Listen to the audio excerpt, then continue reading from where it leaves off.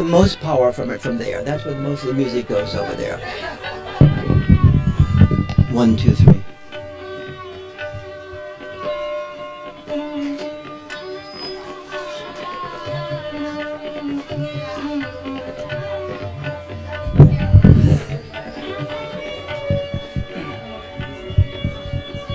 Why don't you come sit over here? And I'm because I have a lot of time. I don't. Okay. It's packed. You what? It's packed. Okay. But another weekend. Yeah. Okay. I'm sorry. It's all right. No, don't be sorry. Tricia, would you want to sit over here? Good morning, everybody. We'll start off with a little Jaya Jaya Shiva Shambho. While we do. It's summertime.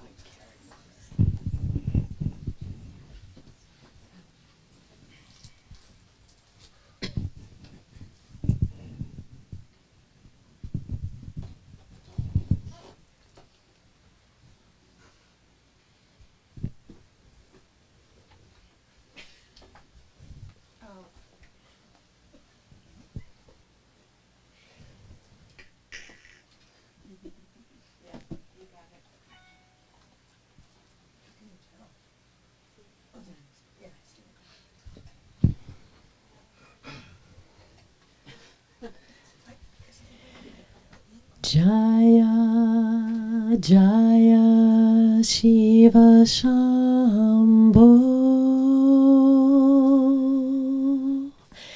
Jaya Jaya Shiva Shambho.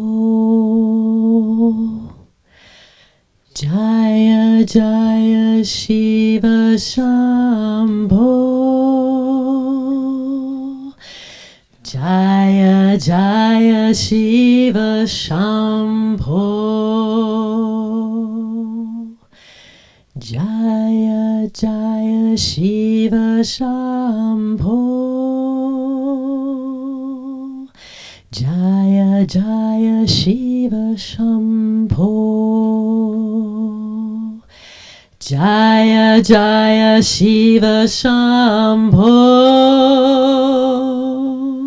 Jaya Jaya Shiva Shambho. Mahadeva Shambho. Mahadeva Shambho. Mahadeva Shambho. Mahadeva Shambho. Mahadeva Shambho. Mahadeva Shambho. Mahadeva Shambho. Mahadeva Shambho. Jaya Jaya Shiva Shambho. Jaya Jaya Shiva Shambho. Jaya Jaya Shiva Shambho. Jaya Jaya Shiva Shambho. Jaya Jaya Shiva Shambho. Jaya Jaya Shiva Shambho. Jaya Jaya Shiva Shambho. Jaya Jaya Shiva Shambho. Mahadeva Shambho. Mahadeva Shambho. Mahadeva Shambho. Mahadeva Shambho. Mahadeva Shambho. Mahadeva Shambho. Mahadeva Shambho. Mahadeva Shambho. Jaya Jaya Shiva Shambho. Jaya Jaya Shiva Shambho. Jaya Jaya Shiva Shambho. Jaya Jaya Shiva Shambho. Mahadeva Shambho. Mahadeva Shambho. Mahadeva Shambho. Mahadeva Shambho.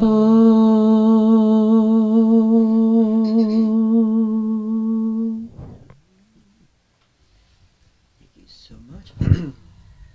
So, today's the last day of our seminar, and then we go into summertime, right? And then we can pop in. We can pop in anytime we want. But we're not going to have a seminar this coming Wednesday, because Amma's in town. And so it's really great to be with her. And when she embraces you, all the stuff we talk about, she does. In terms of extension, transmission, opening up the energy centers, the transmission of the drops, and all that stuff she does with this affectionate embrace, And so it's really great to see her and be with her. And so she'll be here all day Tuesday, and then also she'll be there all day Wednesday.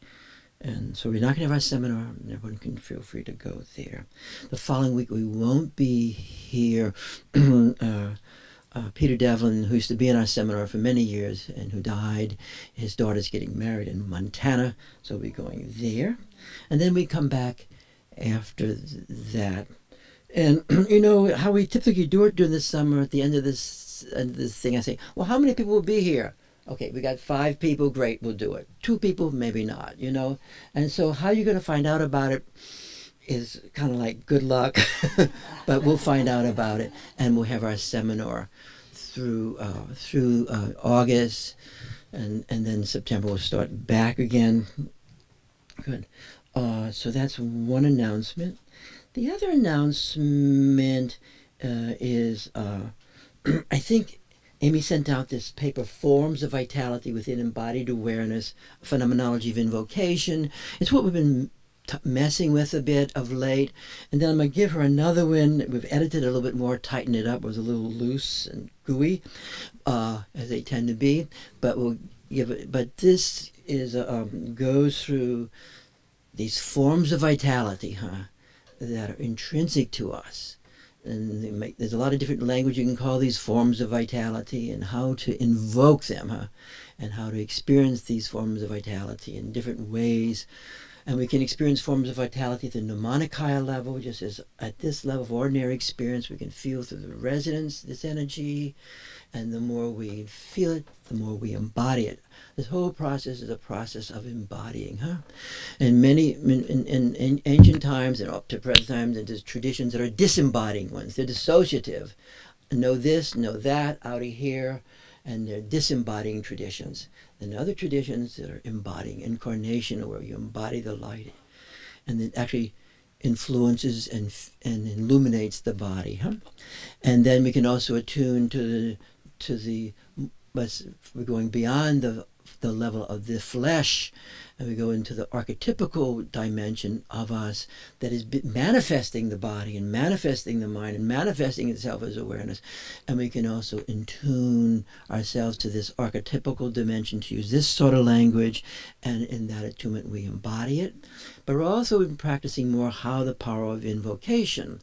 And one power is like through what she just did for us, Patricia just did, is she used her voice. You could feel the invocation, the invoco, the calling forth of this dimension in our own bodies. So it's not just feels good, sounds good. There's another level that it's actually bringing forth interperceptibility, into experientialness, this archetypical dimension. And it's not just a function of mind alone. It literally, these texts, these ways, these different metaphors, there's always a mythology around the archetypes, from nature to whatever particular the culture likes, of invoking this dimension. And it's really a great power that's innate to us, it's in us. And then the final dimension is this pure potentiality this unmanifest dimension, huh? This unmanifest dimension. So we start attuning ourselves to this unmanifest Dharmakaya, ground awareness, whatever you want to call it. Some have it names like God and other words. You have a lot of metaphors for this primordial ground awareness, different ones depending on where you're from and what you like and things like that, and how you dress and where you vote. and it arises in us experientially and becomes known. So that's what we've been doing a bit, huh? So I would like you guys, if it's okay with you, to read these papers again. The nature of awareness is Tantra, right? Because we've been focusing more and more tantrically, right? We're going more into the tantras now. We've always been there, but always going more explicit. The second one, desire as experience of self-arising awareness. Tom, through his wonderful question last week, opens that up for us. This whole issue. Is it a function of my intentionality, my mental intentionality? Or is there something else where that's arising? That is the true power of will, the true power of desire, huh? And so we always go back to this differentiation between mind and awareness, this basic distinction we're always playing with here. And to hold that helps, to me at least, illuminate some of these issues like choice and things like that. The spanda, the arising of the spanda, when that arises, that has power. And you can feel people who have that arising of the spanda, and that spanda is not only within the body, but it's also taking place around the body. So even though it's arising from within the body, the spanda is bringing forth this around the body, right? It's why the archetypes are not just in me, they are around me and you, right? And so you might want to read this paper on desire as the experience of self-arising awareness, huh? In fact, I would like you all to do this, okay? And then if we all read it, and then we can go to this next paper, okay, for the forms of vitality, huh? And embodied awareness of phenomenology. And then that's bringing us where we'll be hanging out in the summer. And in the summer, we've been focusing on Tantra and the integration of the instincts, huh, into the light, huh? And through that brings self-regulation from a discharge frame into attunement, right? It's a big step for us, and it helps out a lot. And then last week, I brought a book, but I cannot find that book. Oh my God. Oh my God. It's a book on instinctiveness. Well, unless it's tied to me, I will find it. But last week, I really appreciate what you brought up in terms of desire, not from the void, but from the other side. Are you with me? Because often desire is always fashioned in one way or another from a deprivation and greedy point of view, greedy grasping point of view. Are you with me? And that really did not create Baltimore. Well, maybe it did a little bit. So the power of desire creates everything and anything, and the magnificence of desire. So a lot of these more nihilistic frames are really suspicious of desire. It makes my head itch. So because it doesn't support the power of creativity. Then Kay brought our conversation further last week, huh? Because she opened it up when we started talking about the self-object function, huh? And the self-object function, both in regards to how this self-object function helps us hold the self, but in terms of sexuality, there's a self-object function that holds our particular sexual forms. And we call that chemistry. But actually, it's the self-object function, okay? And then Kay, in that the way she articulated it, in the field, as the field, we could feel suddenly there's that opening when the self-object function dissolves and it's the field itself, right? And that's for both of these dimensions. And then you can feel the liberation. How you doing, Kay? I'm doing great. Thank you. That was really totally cool, huh? So I'm going to blab about that 2 more minutes, and then we'll do something else today. And I wish I could find my little book. Oh, here it is. So, yeah. It came, Spanda. Deprivation. No, actually, I actually believe this. When you're in the sponder of it, there's a power that happens that's not a function simply of mental intentionality. And some of us are in mental intentionality onward, and nothing happens. And it's the best intention, and it's skilled, you know? So, we're all together here, sort of. So we were talking about, again, the issue, and there's different ways of languaging all this, of course, but the issue of the self object function and how the self manifests in our bodies and it expands in our bodies and all this stuff we've done 1,000 times. The self is not our mind, though often we think it's our mind, or we think it's our thinking function, that's when I'm in the self, or it's my beloved affective function, that's when I really know I'm in the self, right? and then, or it's memory, the good old days, or the in the future, the hard future. So there's a certain way we pause, and we step outside of our mind, right? And that's in phenomenology, they call it the first reduction. We pause, and we step out of our mind, and we become aware of our mind. That's quite a startling thing when we become aware of our mind. And vast amounts of therapy take place in that area of awareness of our mind, right? And that works a lot, and it's really great to have awareness of our mind. However, there's another pause, and we suspend being aware of our mind. No, yes, and we release our awareness, and we become aware of our own awareness. Then we're stepping beyond mindfulness at that point. We're going beyond mindfulness, and we become aware of awareness, and then that begins to open up, right?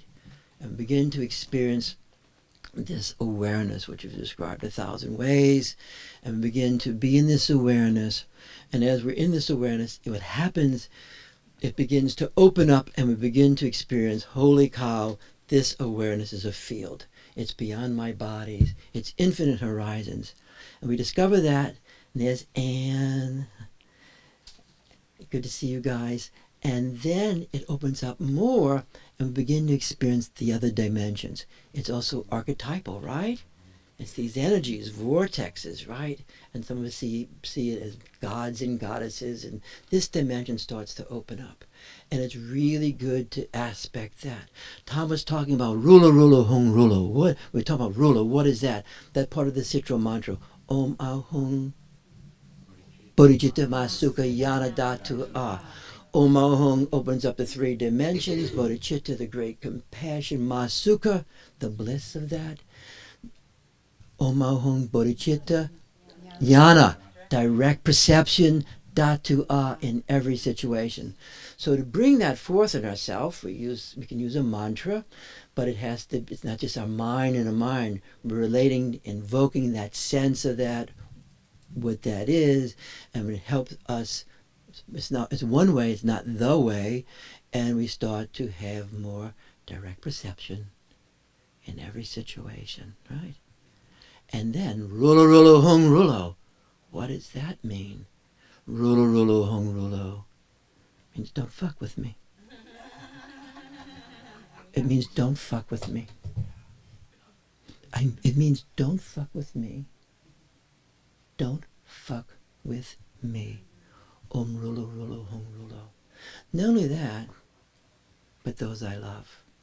It's a mantra of protection. Are you with me? It's a mantra of protection. Om Rulo Rulo Hung Rulo. And when you see that word Ru, whether the Rudra, it is light, but it is light that has the sun behind it, has fire behind it. You with me? There's also the light of the moon and its beneficence, right? So all this is working with the archetypes. Om Rulo Rulo Hung Rulo. Om Rulo Rulo Hung Rulo. Om Rulo Rulo Hung Rulo. Om Rulo Rulo Hung Rulo. Hung Ah Hung. Hung Ah Hung. Hung Ah Hung. That's why, in certain ways, the Vajrayana is the path of the warrior. You with me? It's a warrior path. It is the great compassion, but the great compassion has different dimensions to it. It is the capacity to extend this light into everyone and anything, both in their present, the past, and their future. Not only those we love, but those who we dislike. Are you with me? Extend it to them with generosity, huh? And it is also has the power of protection. And you see this. It's not me just making this up. But you see throughout this is the importance of protection. For some reason it's often forgot. You never hear sometimes it being taught enough, the issue of protection. At least for moi. But if you read all the protection, are you with me? The protection energies, the protective archetypes, that you invoke that. You with me? It's not a sissy path. It's the protection of the Dharmakaya, too. It is the protection of the Dharmakaya. It is timeless awareness manifesting in time. Huh? And so we want to have a full range of this in our life. You with me? We have a full range. We often, at some point, divorce ourselves from the Dharmakaya, just like we divorce ourselves from the Guru and think it's outside of us. The Dharmakaya is some kind of way. Isn't that? I just have to go deeper. Not true. And the same thing with the Guru. We think the Guru is out there, right? And initially it gives us a great sense of security. There's this being, this entity is going to protect me. But actually, that person, to a point that the Guru's in you, or in that person, then if I can feel you, I can feel that person, I can feel the self-arising of that in me, that mirroring function. And as I feel that, then I start embodying that capacity in my own self with that perception and that power of transmission. So a lot of this has to do with the power of invocation and the power of transmission, right? That's why Dzogchen Rinpoche says, great. Praying is great, but be careful how you beg. Help me, man. Help me. Help me. Do you feel sometimes you're walking and certain people on the street say, help me, man. Help me. And you have to watch. Sometimes you can have a very negative reaction against that sort of begging, helpless state, unless you've developed. So this capacity of invoking, the power of invocation, is really the power of the Vajrayana capacity, the power of being able to evoke and bring forth for ourselves and others this dimension of generosity and givenness, right? The Dharmakaya gives us everything. It manifests everything and anything. And to the degree that you and I can enter that dimension, that empowerment, that self-empowerment we were going through in the text, becomes more and more our own.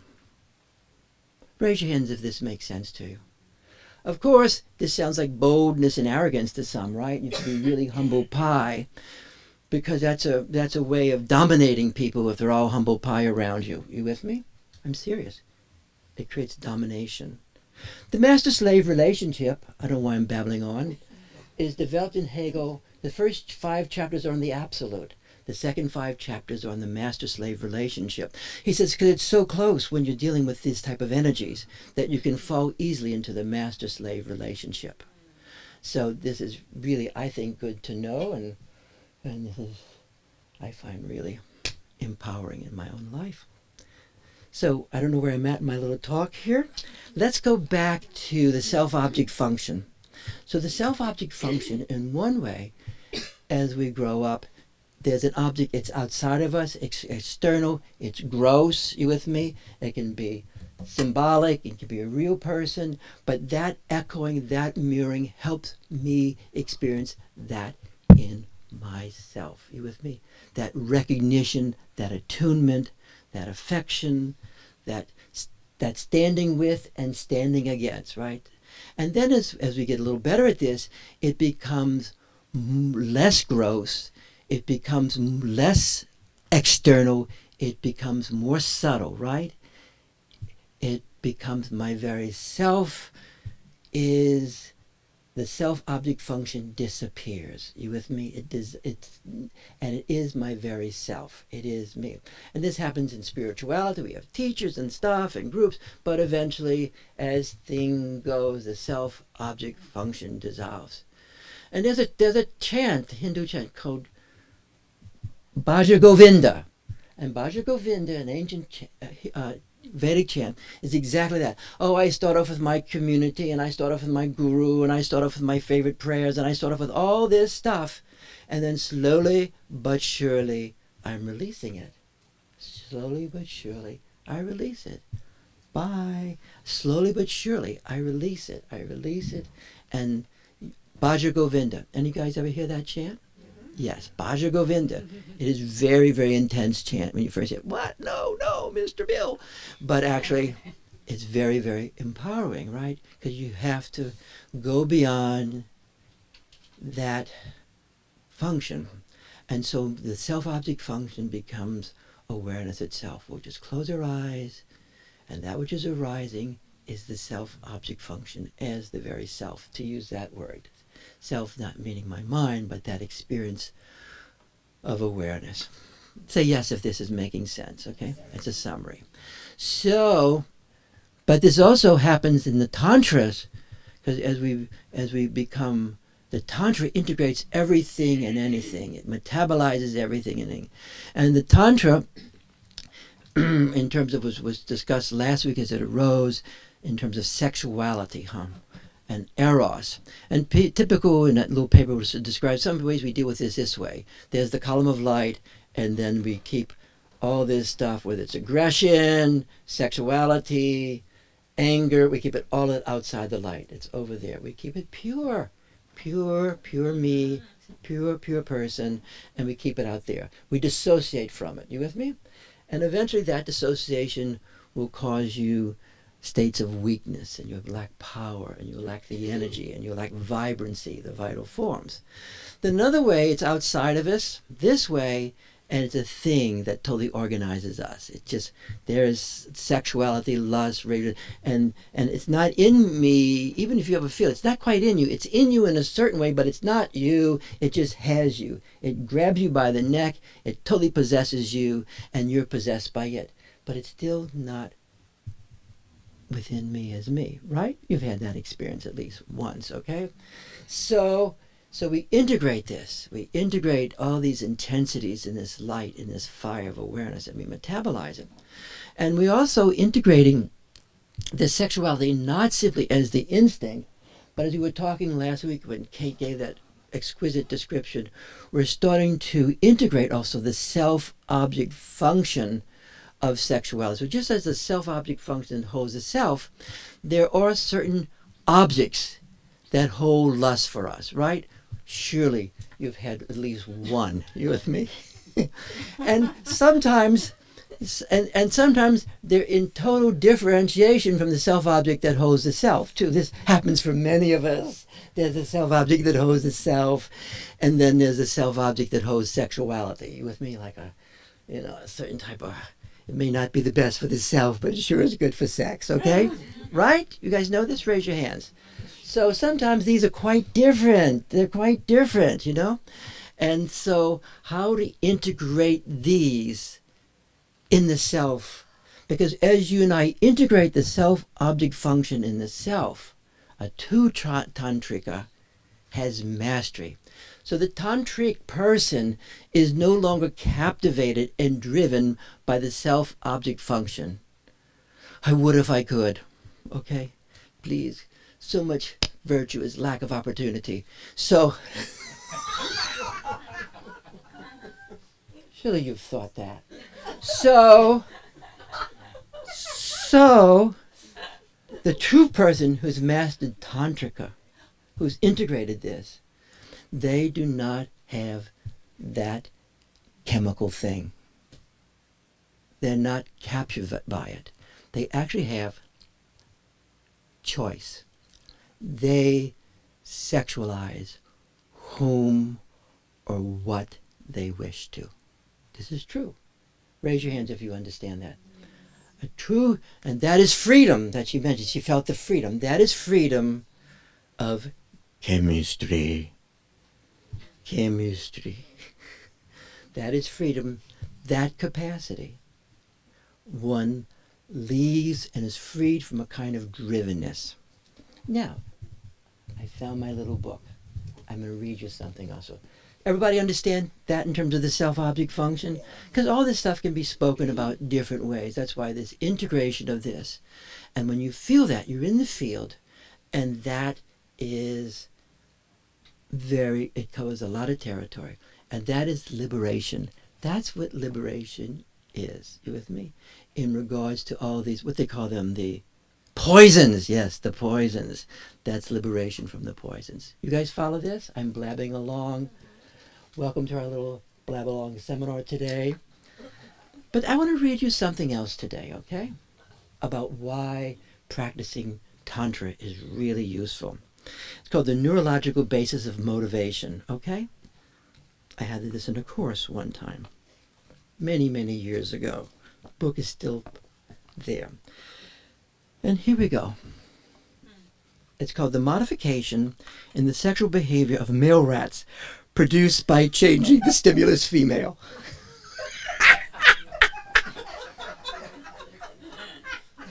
Do you know that? Do you know that? No, some of your clients know this, though, right? Let me read it over again one more time. Now, I was very happy about this. This is Frank Beach, who's but actually one time, you won't know any person with it, but I saw one of his people who worked for him. And he was a brilliant person and was very much interested in sexuality, one of the first people who started to study lust. Modification in the sexual behavior of male rats produced by changing the stimulus female. So one of these poor graduate students is there, and there's the male rat and the female rat. And this person has to count the emissions. This is what you do sometimes if you're in a really good school. Frank Beach was at Harvard. 1, 2, 3, 4, 5, 6. This is our last day of the seminar. Okay. Now, slowly but surely, what happens? This is a real issue for people. What happens?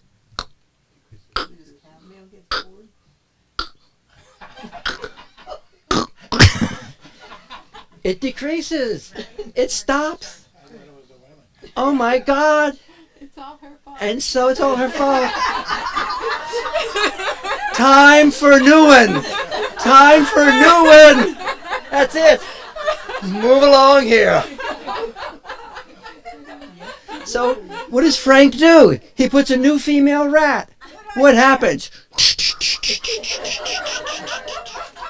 Slowly, stimulus satiation takes place. They go to a marriage counselor.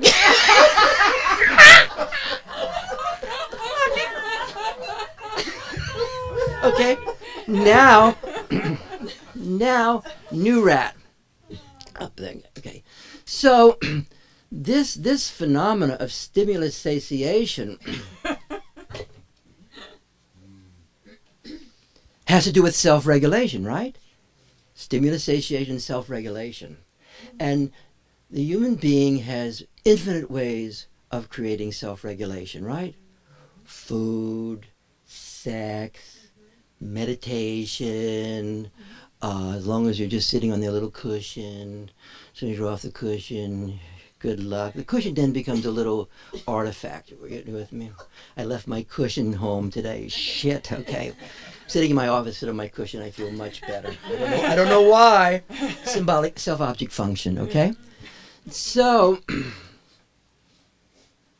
that's another example of self-regulation, right? A great self-regulator for people is cruelty. Cruelty is a really great way that people self-regulate. And that's why they look for opportunities to be cruel. Why are you sitting like that? Your legs should be crossed. Now, that's very arbitrary, like Trump, but I will arbitrarily torment you and persecute you that I can experience cruelty. Because cruelty self-regulates me. Because it discharges. I discharge built up energy. You with me? And this is how Freud was a genius for this whole instinctive thing. So as long as you instinctively dominate it and you haven't integrated the instinctive into the light of awareness, you're going to have two options. One option, hear no evil, see no evil, and do no evil. You're going to dissociate, and you're going to use a dissociative way of being in the world, because at least you're not being stimulated, right? No stimulation without consummation. I'm sorry. That's what people think, okay? That's the truth. No stimulation without consummation. So you can dissociate this whole thing off. You with me? And then you just have the lake life, a little smooth lake.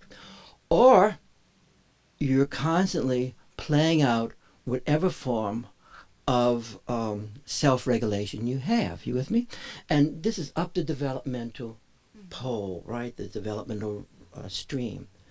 So self-regulation, one of the things that Tantra does, it wants to integrate everything into the column of awareness, the light of awareness, and metabolize it. As this is being metabolized, the quality of attunement, of resonance, gets stronger and stronger, and you live more and more in the field, which is intrinsically self-regulating in the most complete way. Raise your hands if you know that. And she described it so beautifully last week, huh? And so it doesn't mean that a person doesn't eat, may have sexual experience if they want to, if they choose to. But the issue of compulsivity, drivenness, no longer is the organizer. Raise your hands. So that is really the power of what Tantra really attempts to do, is to integrate everything into this light, into this power. There is some suffering in doing this integration. You would think, this is why this is beyond celibacy or beyond sexuality or abstinence. It's not on that dimension. Raise your hands if you know this. It is not on that dimension. And it takes a person beyond that, where the self-regulation starts to be attunement. And not only attunement at this level of Nirmanakaya, but we're trying to expand that attunement to the Sambhogakaya level. You with me?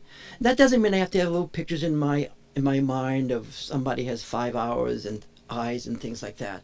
But I begin to have a relationship to that dimension of the archetypes. Just like when she's the chant, I could start feeling the arising of that dimension arising in my body, which is pure awareness in its auspiciousness. That's Shambhu.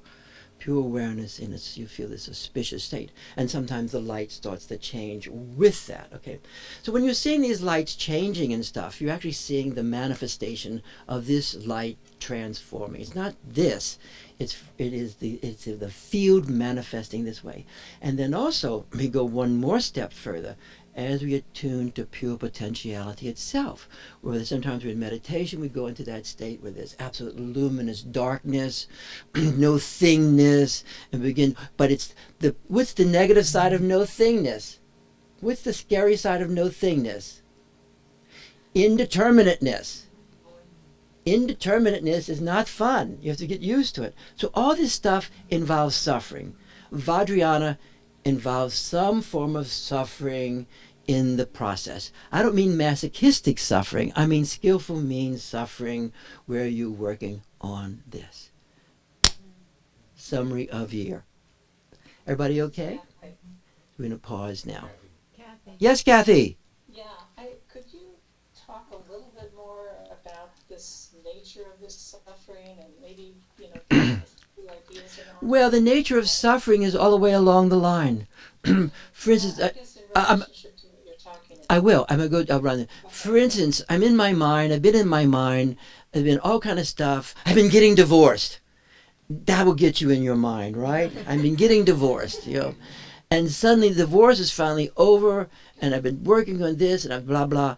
And then suddenly I'm just thinking of a person. And now suddenly things open up. And before I felt anxious, nervous, driven. But now I feel this vast anxiety arising that almost feels like annihilation. And it's arising in me. I have no idea why. And I feel more phobic. I'm afraid to travel. But this is arising in me, yeah. And I'm glad I'm divorced and this is going, and things are good.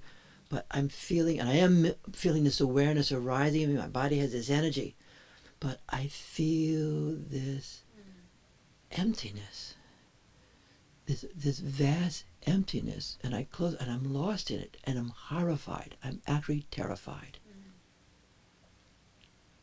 Didn't you have that? Didn't you have that? And so, this person, that is terror. That is suffering when we go beyond our mind and start to become into awareness. Now, as you start going into awareness and you start feeling drives, you start feeling really, you're one angry son of a bitch. You with me? And you're a little paranoid beside, okay? And you're really feeling angry and you feel rage and you have a lot of good reasons to. And then you're sitting in awareness and you're trying to bring this anger, this rage. You're trying to not focus on the object. You're not blaming it on those motherfuckers, excuse the language. You're giving up blaming for 2 seconds. Just for 2 seconds, you're not blaming anybody. And you bring it into yourself and you start feeling this power, this rage in your body, and you're holding it in awareness. And say you've been doing Duja Udroma, and you're starting to learn how to do a kumbhaka. Let's do a kumbhaka right now, okay? Let me find my little kumbhaka text, if we can. Am I going too fast? No. Let's go to a kumbhaka. Because I'm holding this, maybe I'm holding it in my heart. And I begin to hold it. And I get all this heat and all this fire. And I really feel mean. And I'm holding this meanness. And maybe I think I'm just a really good person and never should feel any of this. So I start to try and dissociate it. But as I hold awareness, it's literally being pulled into me. It's literally coming into me.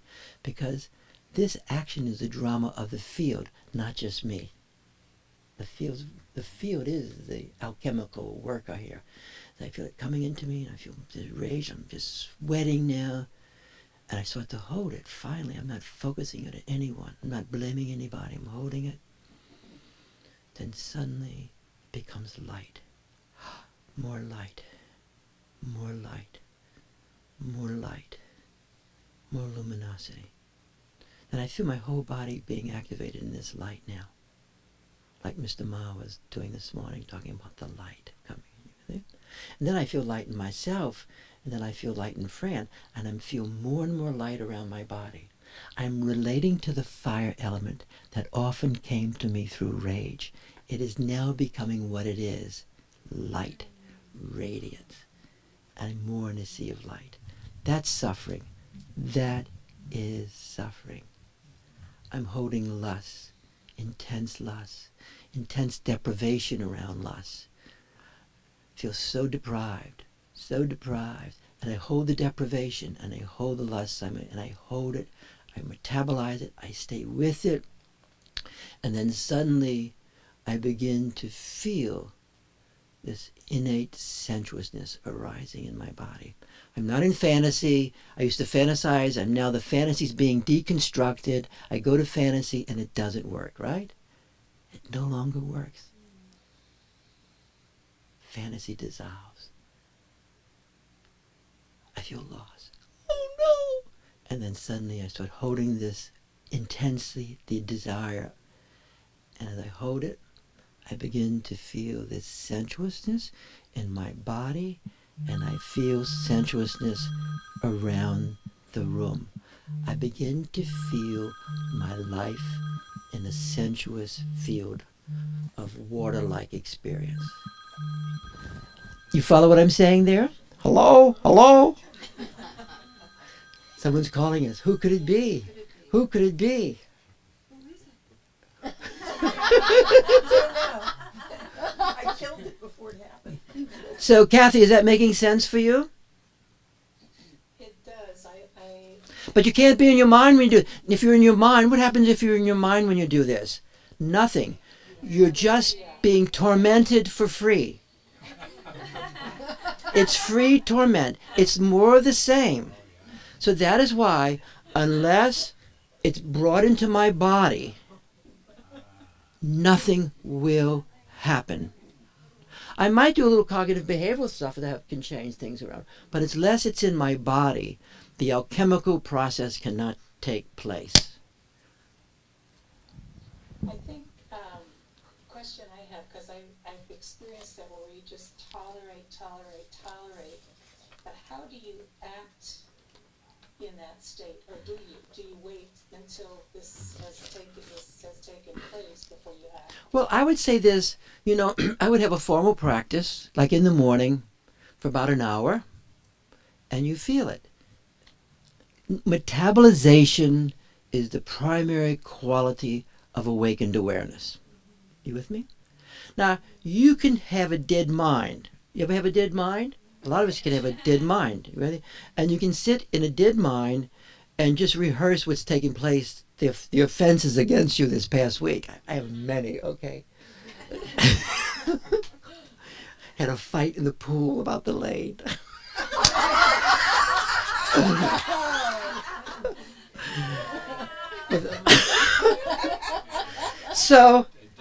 So, or you can focus, but you have to have awakened awareness. You want to feel the vibrancy. That's why you do that's why however it takes for you to feel vibrancy in your awakened awareness state, that it's alive and not dead. And you feel who feels the aliveness in their body right now? That is what has to be there.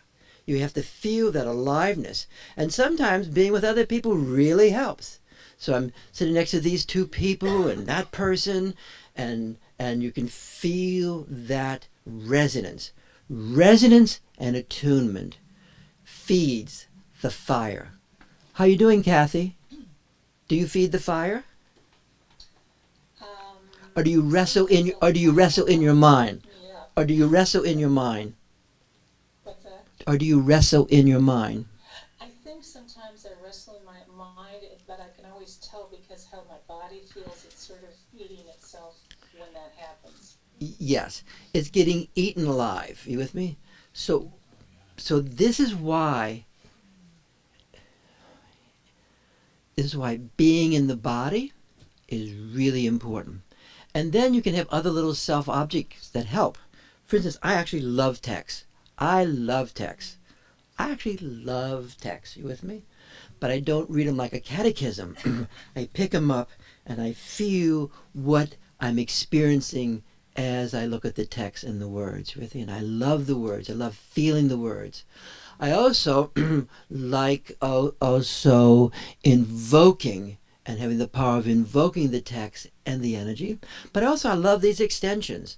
I love extending to my ancestors. You with me? I love extending to my ancestors, because it's a thin veil. All these things I experience. It's a thin veil, and I extend to my mom and my dad and other ancestors, people who've been really great to me in my life. I extend to them.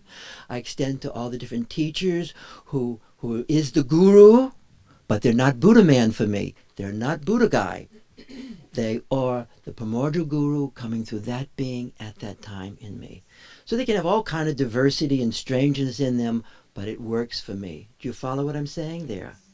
And then I extend to the archetype. I extend to the different traditions. To me, tradition is a real thing. You with me? It's a real felt sense. Each of these traditions, and I like them, and they mix in my body. But I'm not captured by them. I don't belong to anything in a certain way. But I like touching the traditions and the lineages. I like connecting to you guys and the seminar people.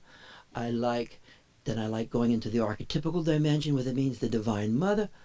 All this is alive. And then I am ready to metabolize whatever I have to metabolize. And metabolizing the instincts is really important. Most people cannot metabolize the instincts. Most people cannot. They can dissociate from them. Yes, they can, and become good people. You with me? Until something happens. You with me?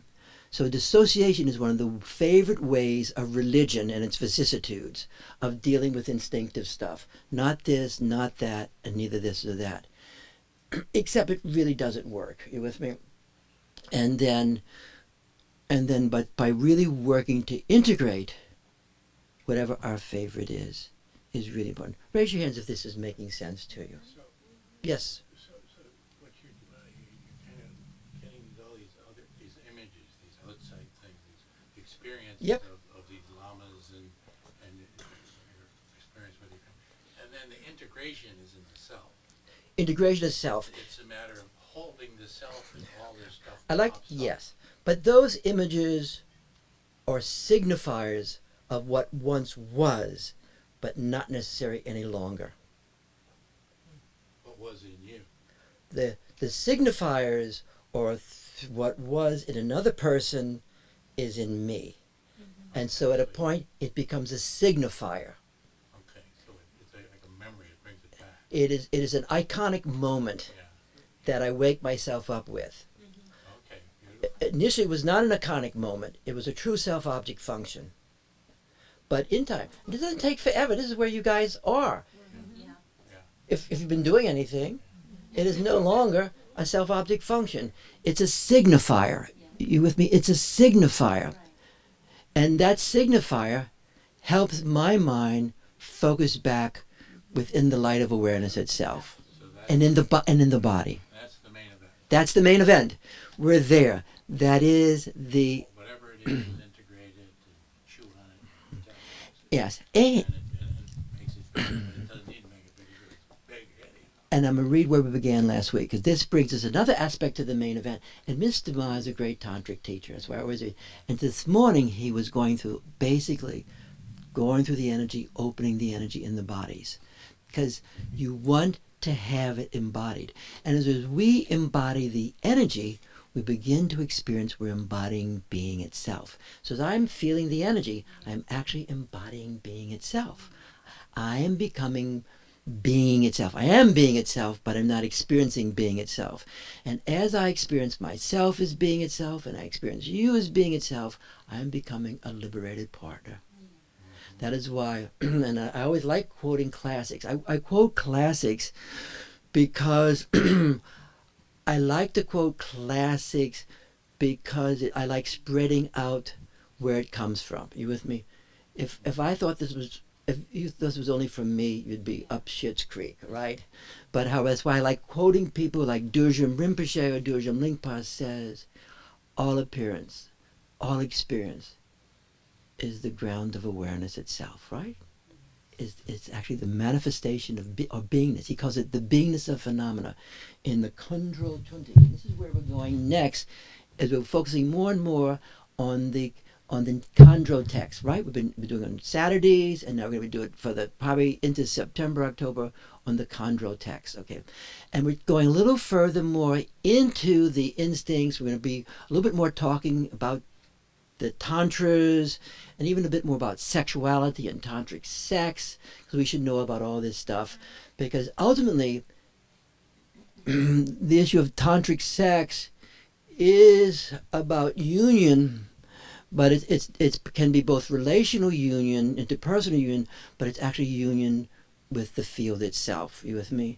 And all this is a way of entering union, the mysterious Conjunction. That's another book I've asked you guys to read by Jung in Love, because it's very helpful to think more than one way about something, because that frees you from being in a catechism. Do you want to be in a catechism? Catechism gives you security, but it doesn't give you thought.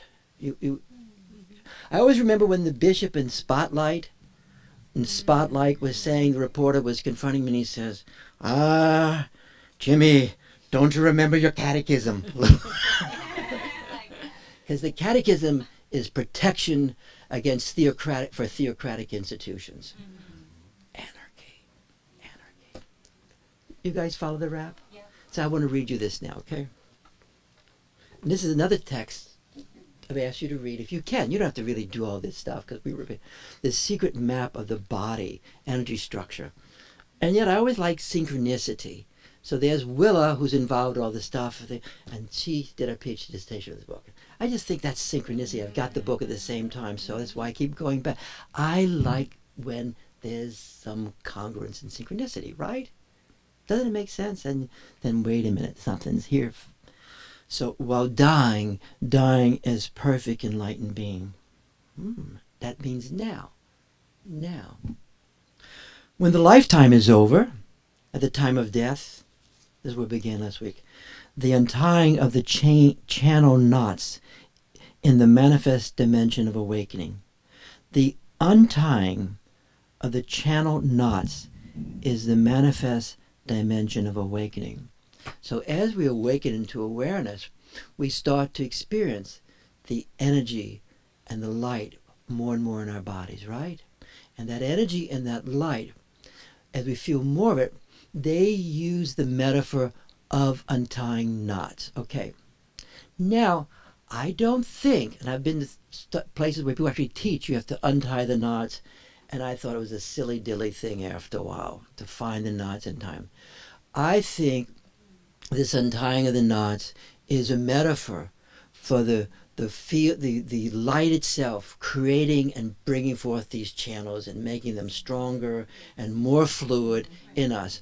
And that's why different traditions have different channels. You know, who's right, who's wrong? I don't look at it that way. Which one fits for me? Which one do I expect? So this untying of the channels, you are untying the channels right now. It's opening more and more as you feel resonance within yourself. And I think all these affects have something to do with it, integrating all these nasty affects, okay? The destruction of syllables and the movement of the vital essences is the enjoyment dimension of awakening. So you start feeling this destructive energy, this fire, metabolizing stuff in your body, even of memory and thoughts and language, and you feel yourself becoming more and more enjoying the bliss of the experience. The dawn of luminous clarity is the reality dimension of awakening. So you begin to experience more clarity, right, in your body and around you. Things don't feel as confusing, right? It's just not as bewildering, okay? The disillusion of coarse and subtle conceptuality is perfect freedom. So I'm less located in my mind, and whatever I do feel or think has a more subtle dimension. I'm not so locked into dense thoughts. The disillusion of the 5 elements and 5 senses, or the 5 Buddha families. So the elements, fire, earth, wind, these are the dakinis or the Buddha families. They use these metaphors, but these are the elements of existingness itself, of being itself. And I'm experiencing more and more within my body the field as being itself. After everything is said and done. And death is the reality dimension of awakening, and the intermediate state is the enjoyment dimension of awakening.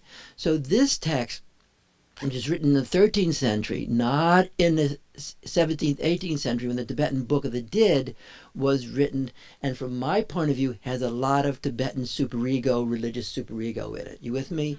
Where you're being tested one more time and you may not make it, okay? So this is much more direct, much more givenness that takes place here. You don't hear hell realms and things like this.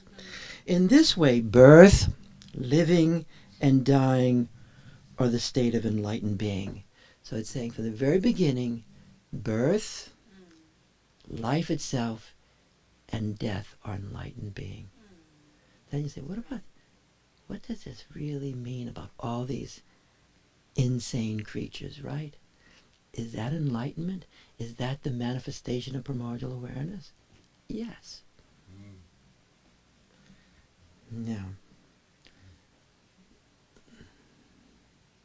there's not a single sentient being who is not a Buddha, and it goes on with that. So almost done. So let's go to the Kumbhaka now. So in this great text, you can go through this text invoking the Dakini, but what it does, it says, forget about the first 4, the first 3 invocations, and let's just do this last invocation, okay? And that's the one we're going to do now.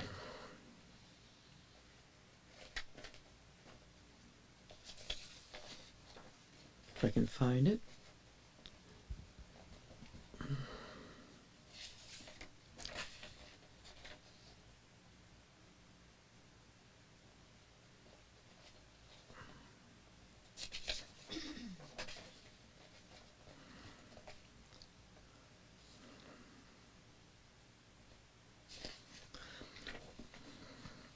A lot of tantric practices will use this particular kumbhaka. Okay? If I can find it.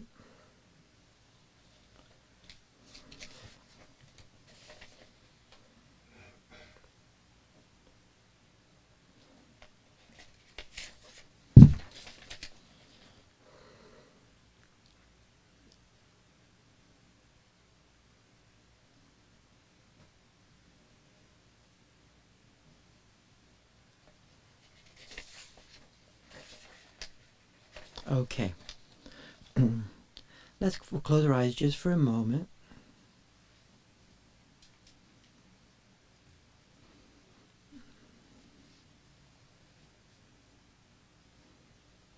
You can feel that mantra, Maharinisa Siddhi Hung, the Dakini mantra, the feminine experience of the elementalness, of knowingness.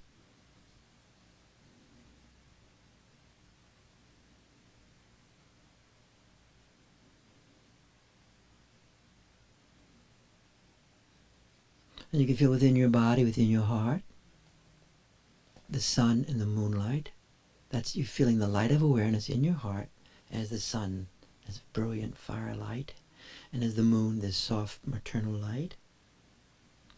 And there's an encircling by, so right in the center is Ma, that means space. Ha, right above that, water element, Maha. Re to the left, earth. Ni at the bottom, fire. Sa, air. You can feel that. Ma, ha, Rini, sa. You feel it more than say it. You want to feel the pulsation, the element of it.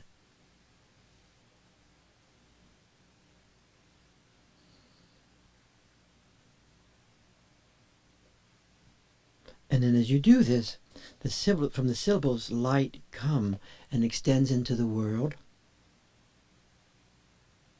And extends into the different beings in this world. And this extension, as you extend, you bring the energy back into you. You'll see this method in Qigong, you see this over again. You extend at the level of the energy. The more subtle, the more powerful. And you bring it back into you. You extend and you magnetize. We can magnetize it with even in each other. Extend the palm and bring extension and magnetizing.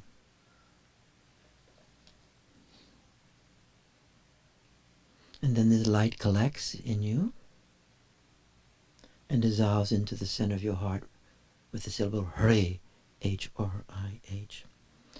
You can use the syllables, you don't have to.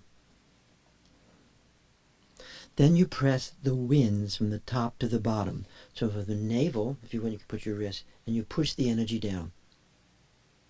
You push the winds down. It takes a while to feel this.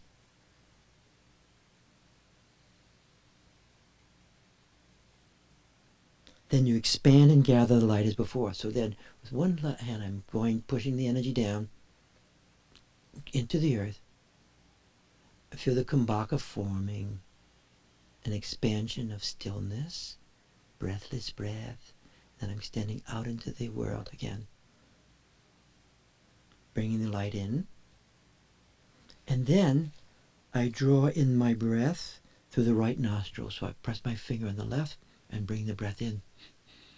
I'm doing a number of things at the same time.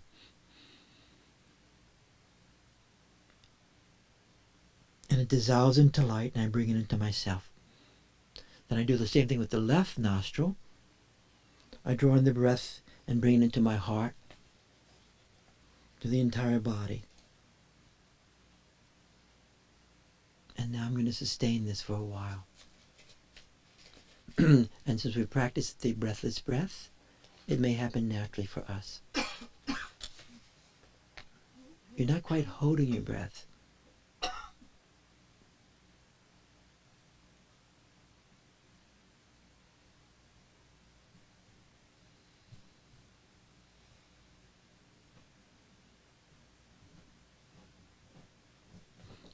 Doing this alone is extremely supportive.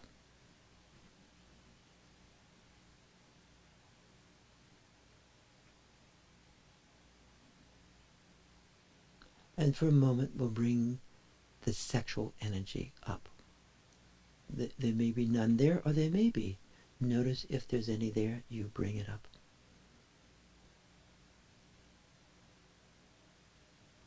You pause at a place.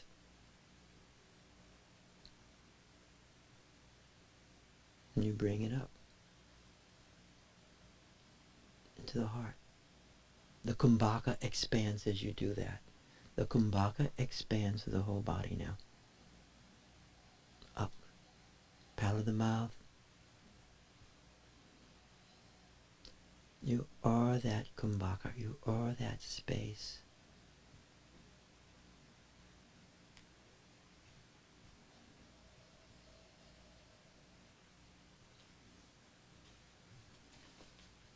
And you can rest in it.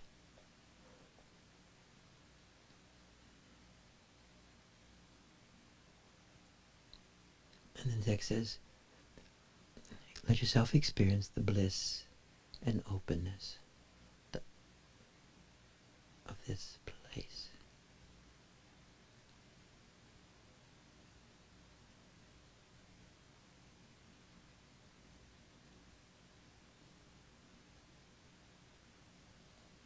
And if you have to breathe, you breathe.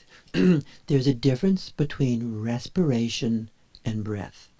What the Tantras will teach you is breath is one thing, respiration is another. So even though I may not be breathing, I experience respiration. And what's so interesting about that respiration, I breathe, the respiration goes beyond my body. The respiration itself is like the extending of the light.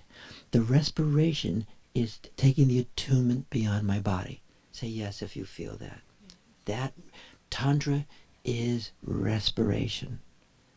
It is not breath like we think about it. They both are there. Suspending the breath, respiration arises. Then it says this after meditation, that understand that all phenomena or the manifestation of awareness itself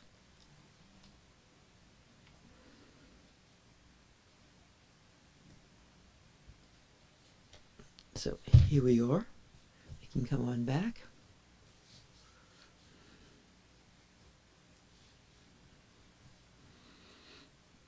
You don't ever have to leave it. You can stay in it. You can stay in it. But this little method is a really cool way to integrate instincts, fixations, fixatedness,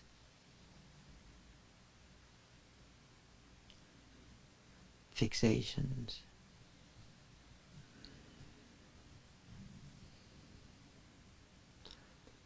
Thought-free.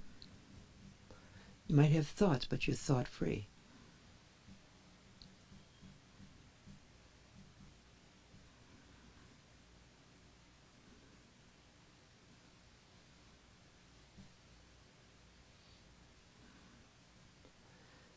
So, maybe we should do our large group today since our last little day here today, okay? I hope everybody enjoyed this morning and rambled around a bit, but we'll meet again. But I think you have a feel where we're at, what we're doing, and where we're going. There's going to be a meeting at the monastery on the 9th. You're welcome to come to that. Is it 9th? The 16th. 16th, okay, great. That's great. Everybody has a great summer. And if you're not, how to know, billing is different. You no longer have to pay for the month. In this situation, our agreement is whether you come or not, you pay, right? That's why we can charge cheaply, right? $40, okay? But this time you pay when you come. Please pay each time you come. I hate records. I don't, so everybody should pay. And there'll be a little sheet of paper. You sign your name and you write the amount. Don't write paid. I had a trauma one time. I thought people were all writing paid, and one day I had a lot of time, like I always have a lot of time hands. I checked, and people weren't paying. This was another seminar years ago, and I ended the seminar because it was not done properly. You with me? It happened. That actually happened. So, when it comes to spirit, yes. The next time we're meeting is the 19th. The 19th we meet. Is that the way we meet again? Okay, we Next week isn't even on Zoom. we're not on Zoom, not on Zoom.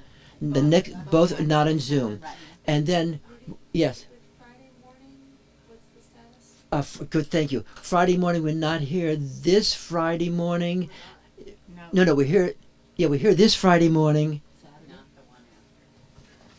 You know, let me see. Okay. Friday the 30th of June. Okay, Friday, the 30th of June. We are here. Okay. How about Saturday? Saturday, yeah, we'll do a Dakini practice. Thanks.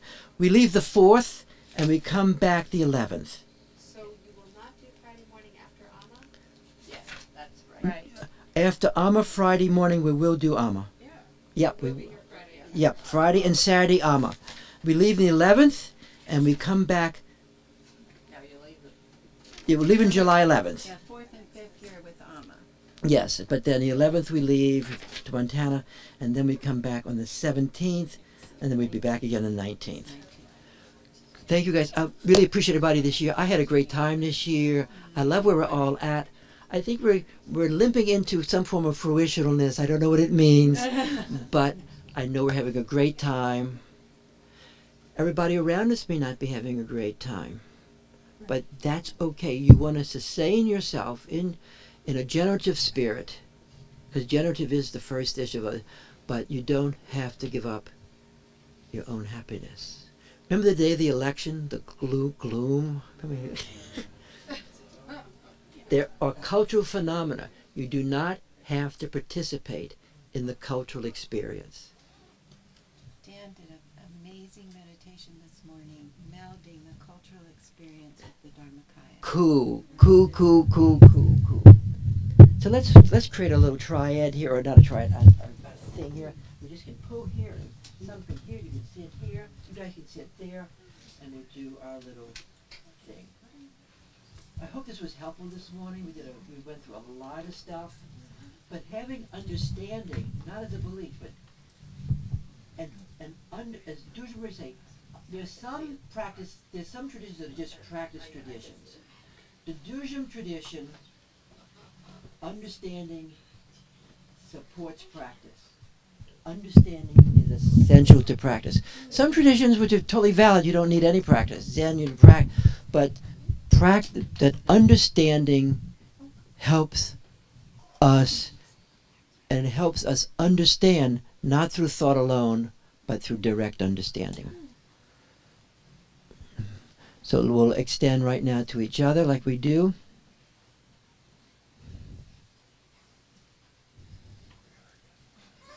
Do you guys like the topics we're doing right now? Made some sense, okay?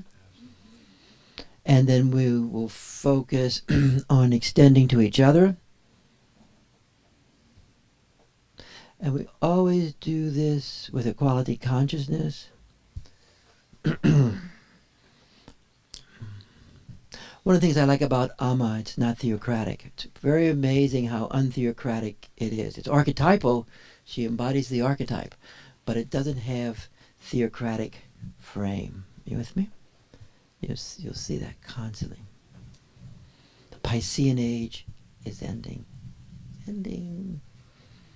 That's where you mix spirituality and royalty, spirituality and authority, power.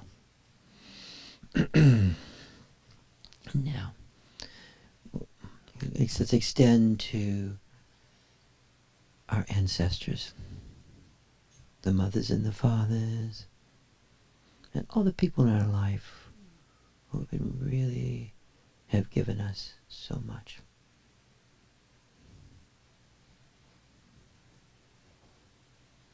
And of course we know awakened awareness comes through each other, with each other, and it comes through mothers and fathers, it comes through brothers and sisters, it comes through friends, it comes through pets. Hey, Steve? Comes through pets. It comes through enemies, certain enemies. Really awaken. I don't mean everything happens for the best. I don't buy that. But it comes through enemies. It comes through culture. It comes through books. this awakening of awareness, this alivened awareness, this vitality, huh? No one owns it. And the same thing with invocation, like we're invoking right now. We're invoking this right now. The power of invocation is that agency. Each dimension has agency. There's a certain form of agency in my mind. There's a certain form of agency in Namanikaya awareness. There's a certain form of agency in Sambhogakaya. And there's even agency of manifestation. Because the Dharmakaya is always manifesting. It's always creating everything. And so then we'll extend to the great yogis we've met, huh?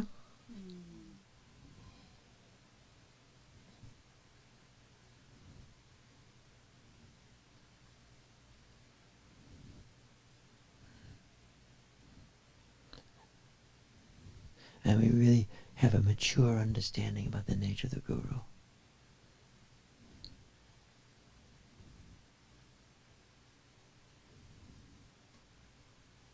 And then we'll extend to the different traditions. Those fields of knowledge, information and light articulated over the centuries, and we all have a lot of them in us. And we metabolize them as ourself. And then we'll extend to that dimension which is so mysterious. The archetypal, huh? The gods and the goddesses. Those energies.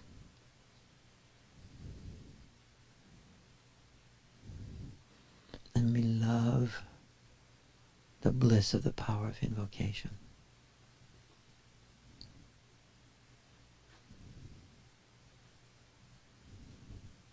So maybe somebody would like to sit in the middle. We love the power of transmission. Ah, we're so glad to have you here today. Would you like a pillow, hon? Would you like a pillow? There we go. Great. So great to see you. We'll extend to Juliet. Inside to inside directly.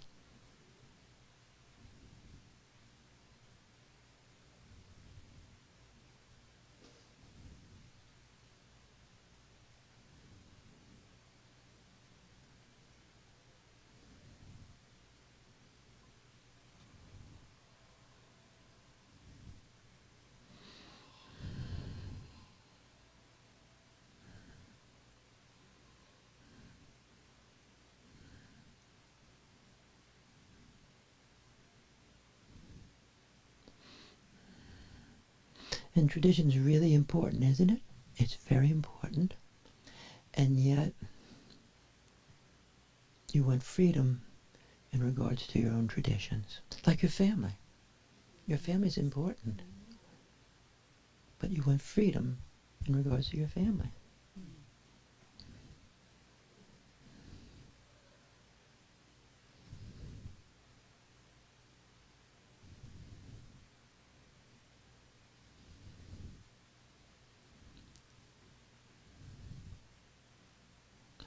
Traditions are vehicles of transmission. Lineages are vehicles of transmission.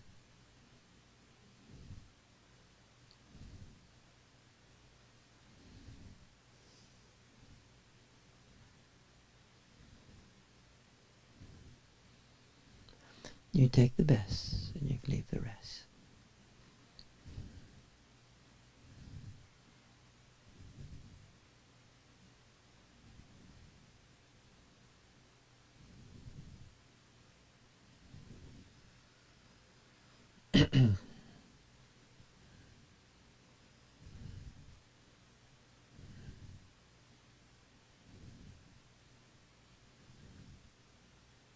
And through a person, we can actually experience their traditions. You can feel that. As we embody different traditions. We embody them, right? If they're in our mind alone, we're just constituted by an institution. That's not the same thing as embodying, right? As we embody them, we metabolize them, as our own self. Embodiment is another word for metabolization of experience. Embodying the light.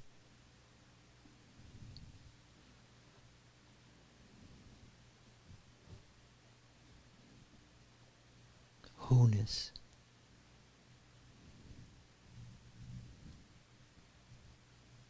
Maybe someone else would like to come and sit next to Juliet.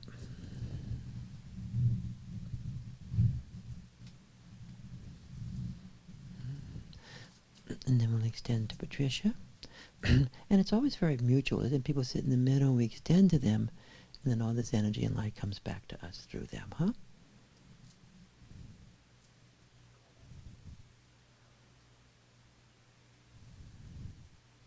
Resonance.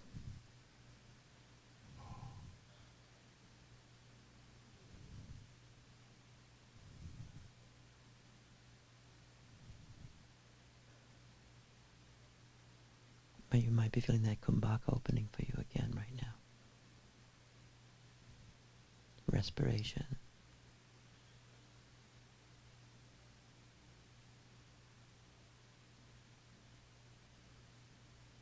We're also going to focus on the monastery and extend the energy to them. And to the Lama. In gratitude. People think that karma and dharma is different. It is no different. It's a description of what's unfolding. Right? Karma and dharma, same thing. You want to understand karma from a non-causal point of view. What causality do we use? Ping pong causality?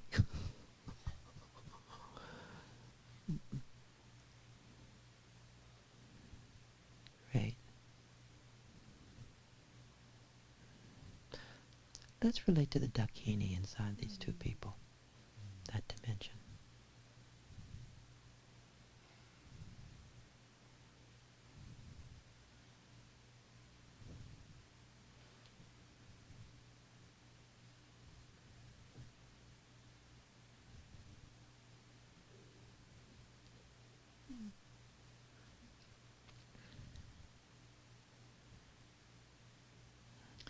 We'll also extend to our friends on the internet.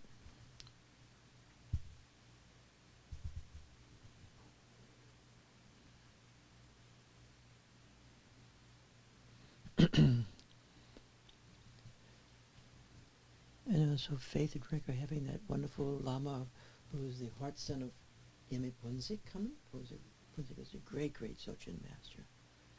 He'll be coming. What date is he coming to? Friday, August 8th. August 18th. And it's always good to extend. It prepares. We start to pull. The magnetization starts to open up more possibility, huh?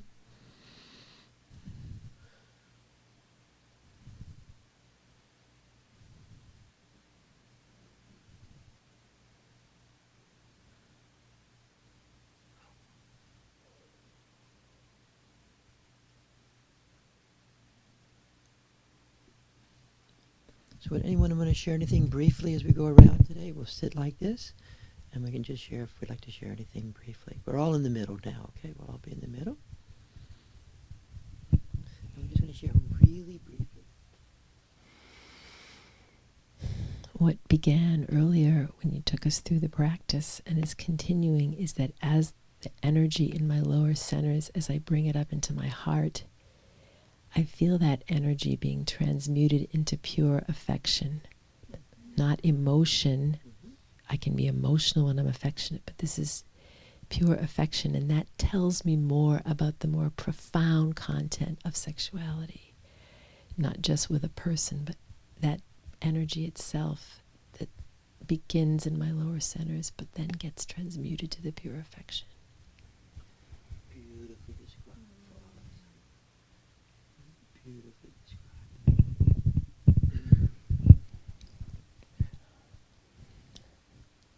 First, I'm thrilled to be back. It's been a long haul. But to sort of continue what Patricia was talking about, that fire of sexuality, which starts down in the lower center, as the thing that's so magnificent about it now as opposed to many years ago is that there's a magnificence about it as it comes up into the heart and just blossoms out and to fill not just me, but it feels like the entire space around me and then extends further out and sort of reverberates through. And then somehow it comes, just as you were talking about earlier, it comes back in and it does sort of a, not quite circular because it comes up, goes into the sphere that's around me, and then extends out into the world and then comes back in, and each time it flows back through. It causes my heart to swell more and more and more until I feel that I'm encompassing the whole world. Beautifully described. Thank you so much. I'll pass it.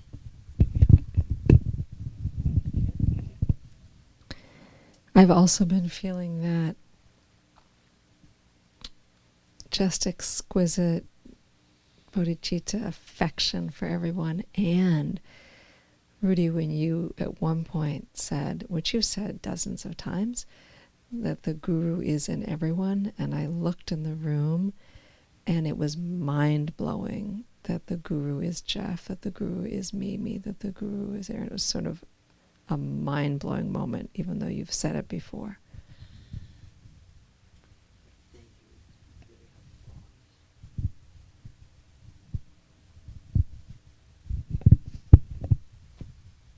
Anybody else share anything?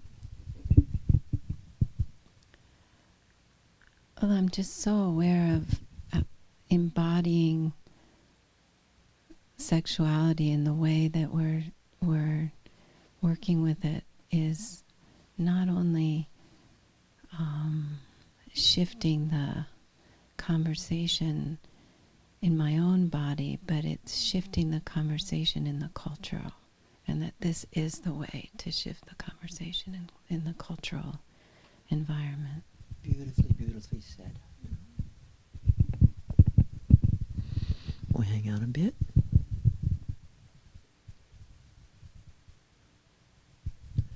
So then we'll extend to people we know and love. We'll just extend to people,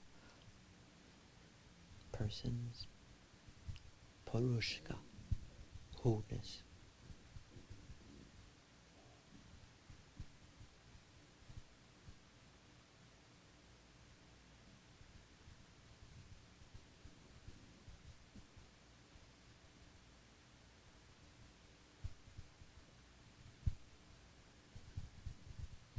And of course, as we're doing this, we're also metabolizing our superego, some of those structures that rose early in everyone's life from out of annihilation anxiety, huh?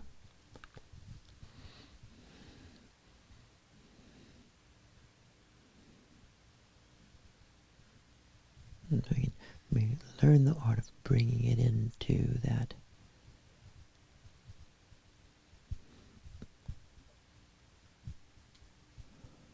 awareness, metabolizing.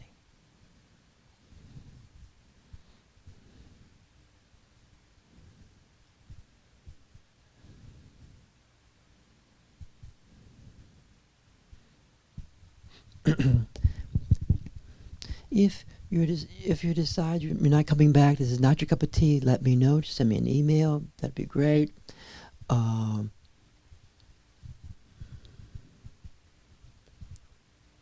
And then how we do this again, we'll meet and decide whether we're going to meet the following week or not. Or we'll go step by step like that. I think everybody's papers are in. I'm really happy about that. We're going to start taking a look at that, and then eventually we'll put them on the website. But then I'll ask you guys if you want to put your name on Academia EDU, and you can put your paper up there too. I really appreciate everybody articulating themselves and their experiences.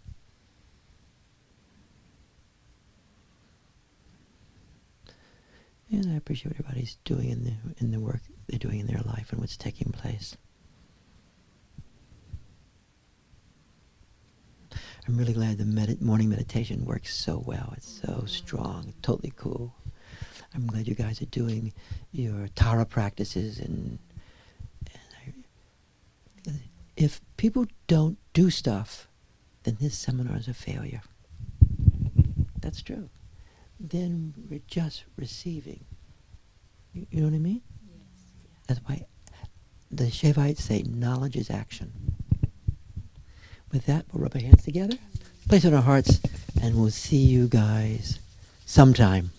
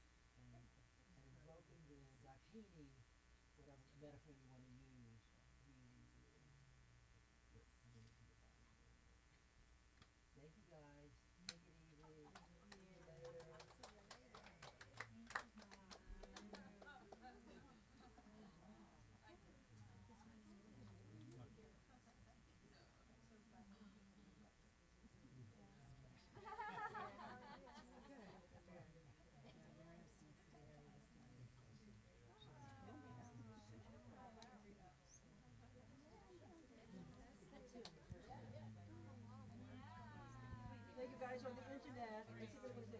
Anybody want to say anything to the internet? Hi, you guys. Sorry, there you are.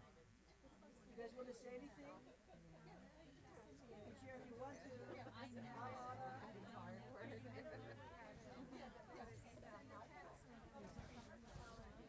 Hi. You guys want to share anything? I'm so sorry you had to go through all that.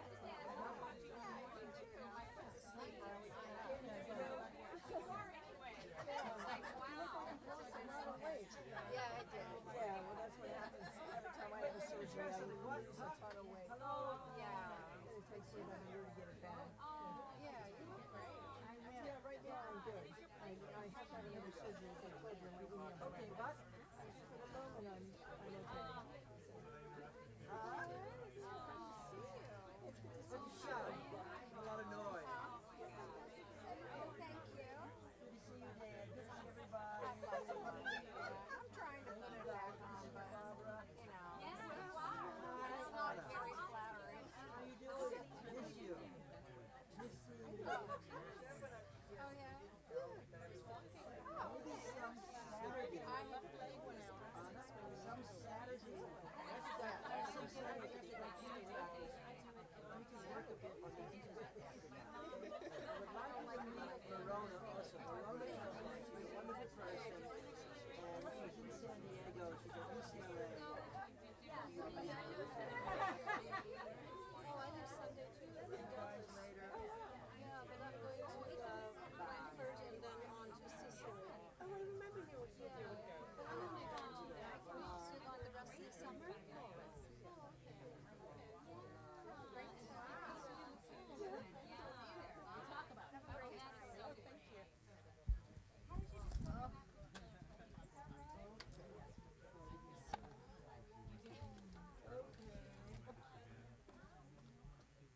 You look good.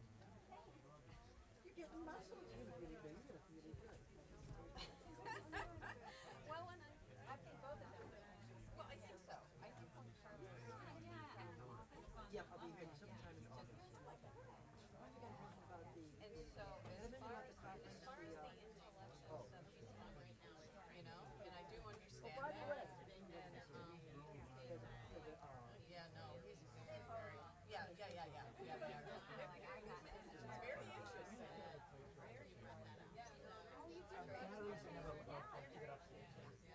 Oh, there's going to be a transpersonal conference in September. Hi guys, there's going to be a big transpersonal conference in September. Yeah, I'm looking good. Yeah, that's right. She is a client. Around September 28th. Oh, Tom, that is so cool. Many people are going to go to it. They always look good. You could be sicker than anything. All these great speakers are there. Think about it. Serious. Think about the transpersonal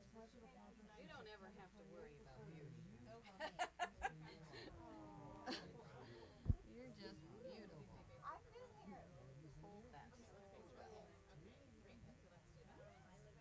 No, I did not read it. I got it. I'm going to read it sad. Here, I do. I want to really read it. I don't want to just glimpse at it. I'm going to read it sad, okay? And then I'll get back to you with it.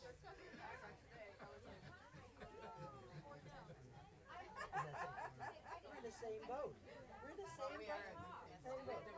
We're in the same boat. No, I'm looking for. I really want to read it. I'm gonna read it sadly when like I have some space. If there's a, have it here.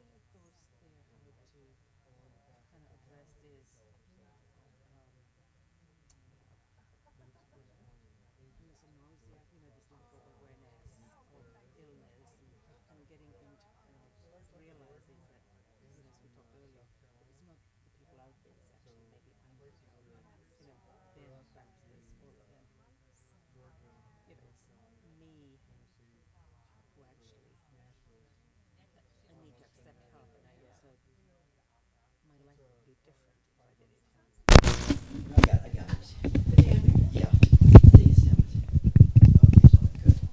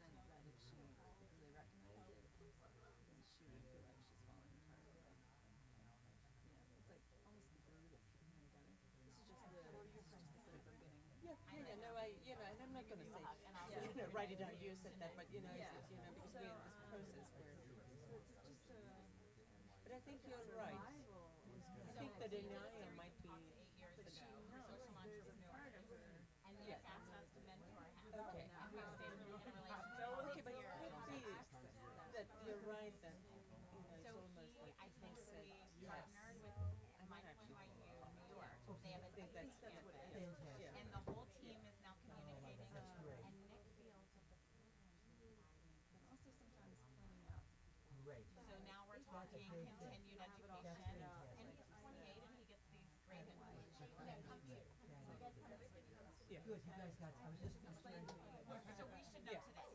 But she's not I'm Dzogchen. So, have a good time, maybe, we wandered around a little bit. I love that. I love I'm gonna use the restroom. Yeah, what I'm gonna do is walk to the chocolate store for 2 minutes to find out where that place is in Hawaii and if they want me to get them anything. Okay, and then you'll walk back. And then I'll walk back. Okay, then And then we what gotta time go. is the restroom? Is it about 5-10 minutes? Yes. I'll send you to the chocolate store. I'll just use the restroom. Oh, and the connections Nick made for us in New York, this will really So I'll be meet you back long-term here. for you. So this is, I want us to have a paper talk sometime soon. We'll bring Nick into the circle. I love that. And I'll connect him online so he can see the video, all of the videos that are so powerful. Sometimes, just like pointing out. Oh, yeah. Yeah. You got my Or even asking them in a non-threatening way. Yes, Like, I like that. I'm just confused because you keep telling me, So, we got them all together. Yes. yes, so Debbie Norris is great. She funny just because found all this the people big I know room that was like, that are what actually do you have it call it, together. clean receiving, and I said that's No, not no, the no, no. energy. And I love you the explained to me where the partnership No, that's with great. New York. It's much better. That for sounds long good, term. yeah. But That she sounds said good, she and was also great. it's She said I'll send out talking about it invites to everyone. pathologizing So he's gonna live stream it, so we can do it everywhere. That's Yeah. more tolerable.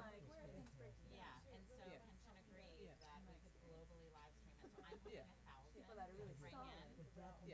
Yeah, so that's what I want to work on next. So if you And we'll can, send this out to people, Yes. My sister, she's just so, she's just not. and we will film it. Barbara, who you met, No, the she's actress, no. she's now documentary filmmaker. She will direct. We'll film it and then we'll turn it into a video. So whoever live streams will get a video. Because there are chances that people are in. You just don't know when you're live streaming. She's a lot of work with these issues. Yeah, but so also- I have the link. They can register now. We just went. We took it live today. So I'll She send that slips to in you. and out of psychotic states because when I'm with her, like, it starts spinning in my head. And I, Is a true terror.